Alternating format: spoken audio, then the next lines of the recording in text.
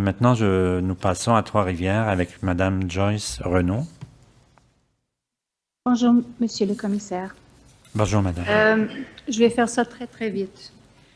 Suite à une situation que j'ai vécue lors du dilemme du gaz de schiste ici au Québec. OK? Et ça va être l'introduction aux questions que j'ai à vous poser. Parce que tout à l'heure, Madame Dupuis, si j'ai bien compris, a fait allusion à de l'information qui pourrait être rendue disponible à la population.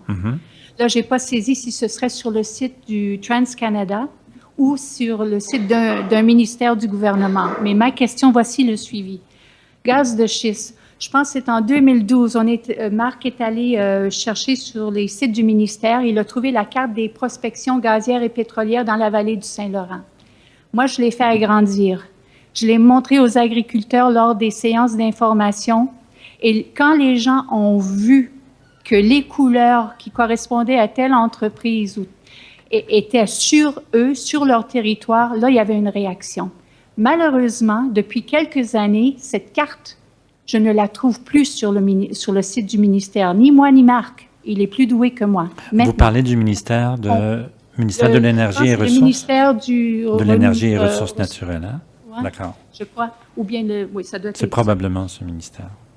Voilà. Maintenant, moi, la question que j'ai à poser, l'information qui pourrait éventuellement être mise à la disposition de la population, si c'est sur le site de TransCanada, et je ne mets pas en doute leur bonne foi, mais on a vu à travers les différentes séances ici que les questions que la population se pose, ils n'ont pas les informations soit devant eux, soit que les recherches n'ont pas été faites ou poussées pour répondre aux besoins de la population. Alors, à ce moment-là, les informations seraient-elles complètes pour nous? Parce qu'il va être trop tard pour aller intervenir et dire « mais c'est pas ça que je veux aller plus loin ».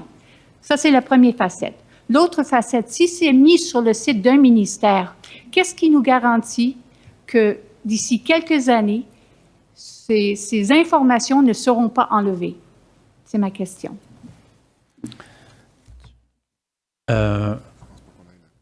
Non, mais je vais quand même interpeller le ministère de l'Énergie et des Ressources naturelles.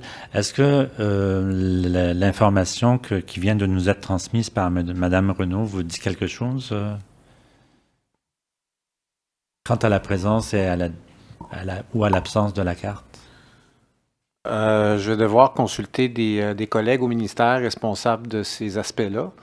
Je n'ai pas l'information avec moi et je vais vous revenir avec une réponse à cet effet-là.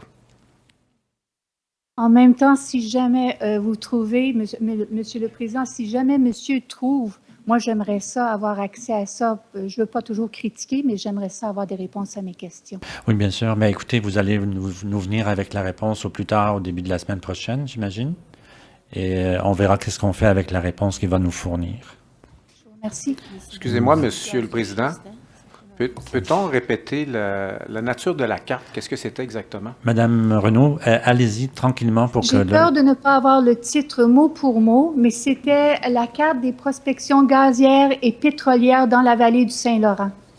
Et il y avait toutes sortes de couleurs, pas TransCanada, Équiterre, Talisman Energy. Alors, les gens voyaient que, c'est la couleur jaune, c'est telle compagnie qui a claimé mon territoire. Et dans le contexte où se trouvaient les gens, avec beaucoup de désinformation, les gens se sentaient de plus en plus indignés et ça les a aidés à prendre position. Monsieur Germain? C'est ça, c'est exactement ça. Donc, c'est une carte qui a été abondamment utilisée dans les mandats sur le gaz de schiste. Donc, c'est des blocs. On voyait des séries de blocs d'exploration qui avaient été consentis dans la vallée du Saint-Laurent, donc, comme Madame dit, à Castor ou à Talisman. Donc, effectivement, je n'ai pas vérifié dans les derniers mois si cette carte était toujours disponible, mais je me souviens, pendant des années de temps, du moins, elle était là. Donc, le ministère la publiait constamment sur le site web du MERN. Donc, c'est assez facile à repérer. Ça marche. Je vais valider. Les permis d'exploration, c'est ça, gazière, dans ce cas-ci. Merci, Madame Renaud.